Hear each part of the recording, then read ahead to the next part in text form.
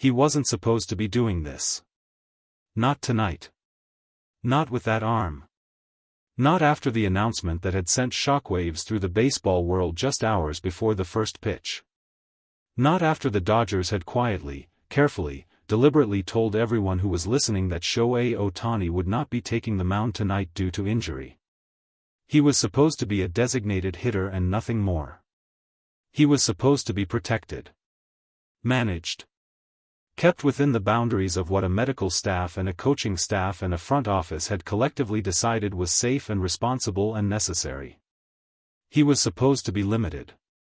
And then he hit his 21st home run.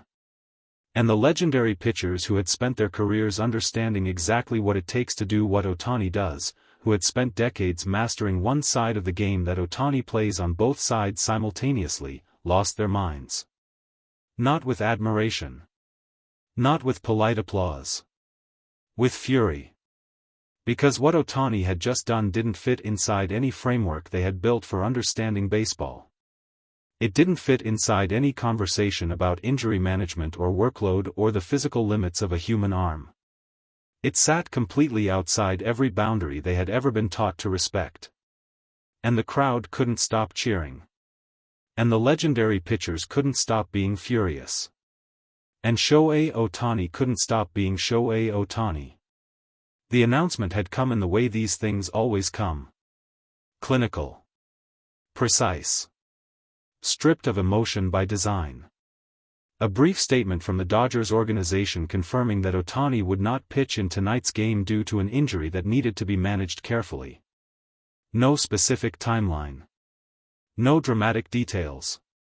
Just the quiet, controlled language of a team protecting its most valuable asset. The reaction was immediate. Fans processed it with the particular anxiety that comes from watching someone irreplaceable become suddenly vulnerable. Analysts dissected the language of the announcement looking for clues about severity. Beat reporters fired off questions to anyone in the organization who would answer them. And across the baseball world, a collective conversation started about what this meant for Ohtani, for the Dodgers, for the season. But then the game started. And Ohtani stepped into the batter's box. And everyone remembered that even without the mound, even limited to one half of his impossible combination, Shohei Ohtani was still the most dangerous offensive player in baseball. The pitcher who faced him that night knew it. You could see it in the way he approached the at-bat. Careful. Methodical. Trying to find angles and sequences that would neutralize the one thing that couldn't really be neutralized. It didn't work. The ball left Ohtani's bat with that sound. The one that's become instantly recognizable to anyone who has watched him play. The sound that's slightly different from every other home run you've ever heard, as if the ball itself is cooperating with something larger than a baseball game. 21st home run of the season. Into the seats. And the stadium, which had been holding something back since the injury announcement, released everything at once. The cheering didn't stop. That's the detail that matters most. Because stadiums cheer home runs and then move on. The crowd erupts, acknowledges, settles. That's the rhythm. That's how it works. But this crowd wouldn't settle. Because this wasn't just a home run. This was a statement from a man who had been told to step back, to be careful, to protect himself, and had responded by hitting a ball into the upper deck. This was the universe's way of refusing to cooperate with injury reports and medical bulletins and organizational caution. The cheering continued through his home run trot. Continued as he crossed home plate. Continued as he disappeared into the dugout and his teammates surrounded him. Continued until the stadium itself seemed to understand that something had just happened that didn't have a clean category. That lived in the space between sports and myth. And in living rooms and sports bars and broadcast studios across the country, legendary pitchers were watching. And they were not calm. The reaction from the pitching community came in waves. First on social media, where former aces and Hall of Fame candidates and Cy Young winners posted with the barely contained frustration of people who have devoted their lives to one craft watching someone treat that craft as a casual side project. One former legendary pitcher, a man who had won multiple Cy Young awards and spent 18 years mastering the art of retiring hitters, posted a single sentence.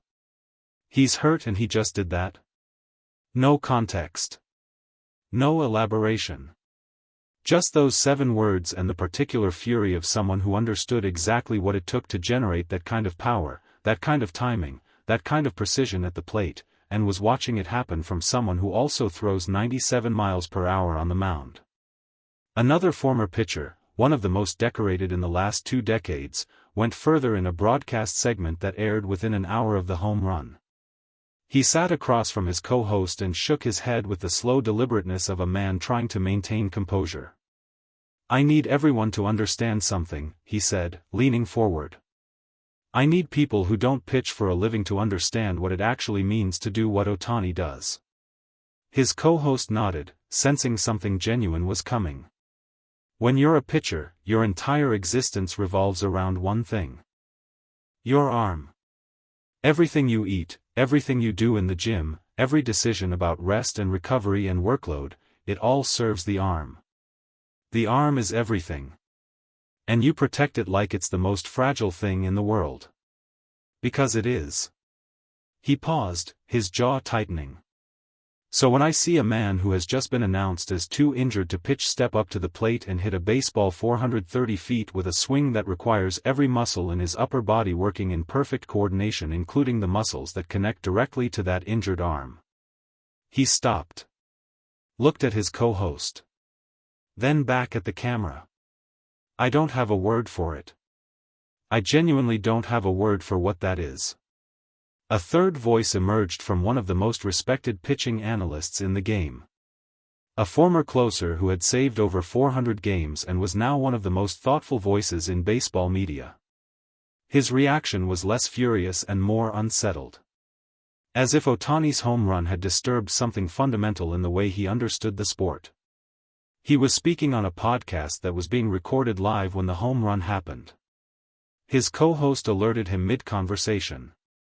He went silent for almost 10 full seconds. "Play it again," he said finally. They pulled up the video. He watched it without speaking. "See his hip rotation there," he said quietly, almost to himself. "See how his front side clears. See the extension through the zone." Another pause. "There is nothing injured about that swing. Nothing. And I'm not saying the Dodgers are lying.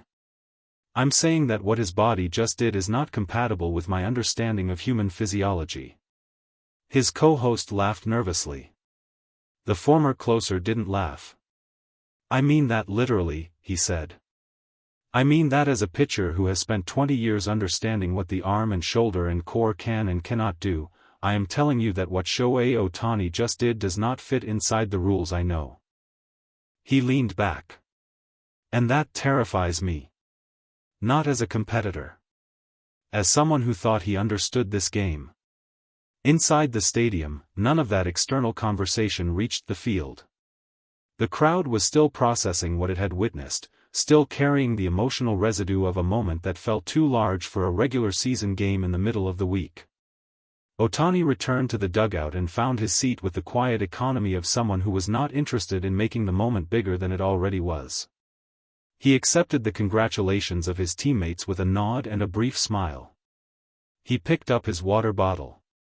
He watched the game continue. As if 21 home runs was simply the natural accumulation of doing his job correctly. As if hitting one in the middle of an injury announcement was nothing more than Tuesday. When a reporter managed to get a brief exchange with him between innings, the question was unavoidable. "Shohei, you were announced as not pitching tonight due to injury. Does hitting a home run like that affect how you feel physically?" Ohtani considered the question with the patience of someone who had heard 1,000 versions of it.